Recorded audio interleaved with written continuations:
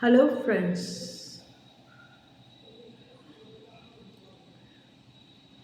Praise the Lord. வணக்கம். நான் என் சித்தம் அல்ல உன் சித்தம் பெரிது. இந்த பாட்டை கேட்ட உடனே எனக்கு என் லைஃப்பில் நடந்த ஒரு இன்சிடென்ட் நான் வந்துச்சு. அதை நான் உங்களுக்கு சொல்கிறேன். அதாவது என் மாமியார் கொஞ்சம் என் ஹஸ்பண்டோட காசு வந்து அவங்க நிறையா யூஸ் பண்ணிக்கணும், நான் யூஸ் பண்ணிக்கக்கூடாது அப்படின்ட்டு கொஞ்சம் நினைப்பாங்க. அப்படி நினச்சிட்டு ஏதாவது செய்வாங்க. அந்த மாதிரி ஒரு தடவை ஹாஸ்பிட்டல் போகணுன்னு க்ளைம் பண்ணி ஒரு 25,000 வாங்கிட்டு காரில் போனாங்க. ரொம்ப சண்டை போட்டு போனாங்க. சரி, அவங்க எப்படி டேக்ட்ஃபுல்லாக வின் பண்ணுறாங்களே அப்படி அப்படின்ட்டு ஒரு மாதிரி ஒரு விதமான என்வி அண்ட் ஜெலஸ் என் மனசில் வந்துச்சு.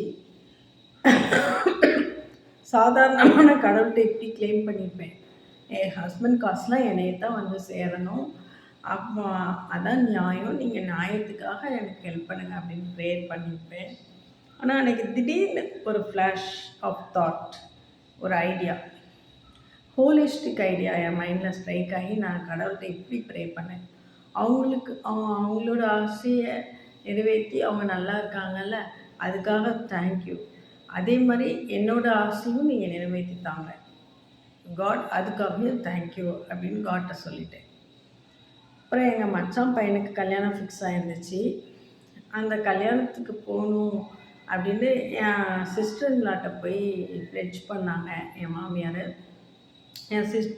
என் சிஸ்டர்லாட்ட கார் இருக்குது, அவங்க ஹஸ்பண்ட் வெளிநாட்டில் இருக்காங்க. அப்போ அம்மா பொண்ணு எல்லோரும் சேர்ந்து போனால் கரெக்டாக இருக்கும். நாங்கள் என் ஹஸ்பண்ட் கூட எங்கள் காரில் போனால் கரெக்டாக இருக்கும். என் சிஸ்டர்லாம் அதெல்லாம் நான் கூட்டிகிட்டு போக மாட்டேன் அப்படின்னு சொல்லிட்டாங்க. அப்படின்னா சரி என்ன செய்யன்ட்டு கூட்டிகிட்டு போக மாட்டேன்னோடனே என் ஹஸ்பண்ட்டை கேட்டாங்க. எனக்கு எங்கள் காரில் வந்துட்டு அவங்க ஷீவில் என்னை வந்து ஒதுக்குவாங்க, என்னை ஒன்றும் செய்ய விடுவாங்க மாட்டாங்க. எனக்கு நார்மல் தானே, எனக்கு என் ஹஸ்பண்ட் கூட போகணுன்னு ஆசையாக இருக்குங்களா, ஒய் நாட் அவங்க அம்மாவை கூட்டிகிட்டு போனேன்னா, அவங்க ஹஸ்பண்ட் வந்து வெளியூர் நாட்டில் இருக்காங்க, அவங்க கார் வச்சுருக்காங்க, போனால் என்ன அப்படின்னு நினைப்பேன்ல நார்மலாக. அப்போ எங்ககிட்ட வந்து அம்மாவை கூட்டிகிட்டு போகலாமான்னு கேட்டதுக்கு அண்ணியே கூட்டிகிட்டு போகல.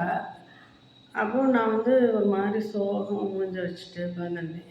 ஆனால் என் ஹஸ்பண்ட் வந்து எங்கள் அண்ணிகிட்ட சொல்லிட்டாங்க, எங்கள் அத்தைகிட்ட சொல்லிட்டாங்க, எதுவாக இருந்தாலும் அவங்கக்கிட்டே கேட்டுக்கோங்க, மகாக்கிட்டே கேட்டு அப்படியே போய்க்கோங்க, எதுவாக இருந்தாலும் அங்கேயே கேட்டுக்கோங்க அப்படின்ட்டாங்க. உடனே படுத்து அப்புறம் வந்து அப்புறம் நாங்கள் அப்படியே அவங்க வர வேணான்னு ஸ்டாப் பண்ணிட்டாங்க. அவங்களுக்கு வந்து கொஞ்சம் பாத்ரூம் போக முடியாது, யாராவது அப்புறம் பிடிச்சி தான் ஊற்றணும், அப்படி மைண்ட் பண்ணணும் அவங்க பக்கத்துலேருந்து. அதுக்கு அண்ணி வந்து அன்னிக்காக அவ்வளோ உழைச்சிருக்காங்க, அண்ணி மாட்டேன்ட்டாங்க. அப்புறம் அந்த பேர்டனை நான் ஏற்றுக்க ரெடி இல்லாமல் இருந்தேன்.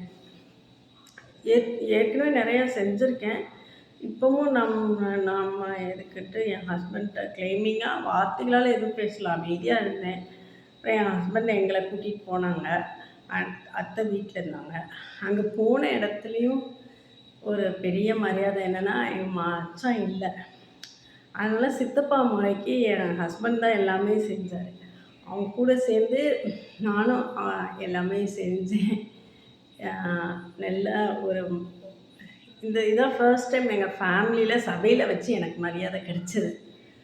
காட் அப்படி என்னை உயர்த்தினார். அக்கா, காடுக்கு நான் எப்பயும் நான் காடுக்கு இதுக்காக நன்றி சொல்லிக்கிட்டே தான் இருப்பேன். அதனால் நீங்கள் வந்து யாராவது ரொம்ப என்வியஸாக அவங்கள ஹர்ட் பண்ணுறாங்க அப்படின்னா, கடவுள்கிட்ட வந்து இப்படி கேளுங்க, அவங்களுக்கு பிடிச்சத அவங்களுக்கு செஞ்சு தந்தீங்கல்ல, அதுக்காக தேங்க்யூ. அதே மாதிரி என்னையும் காப்பாற்றுங்க, எனக்கு பிடிச்சதை எனக்கு செஞ்சு தாங்க, அதுக்காகவும் தேங்க்யூ அப்படி சொல்லுங்கள். கடவுள் நல்லா அவங்கள உயர்த்திடுவார்.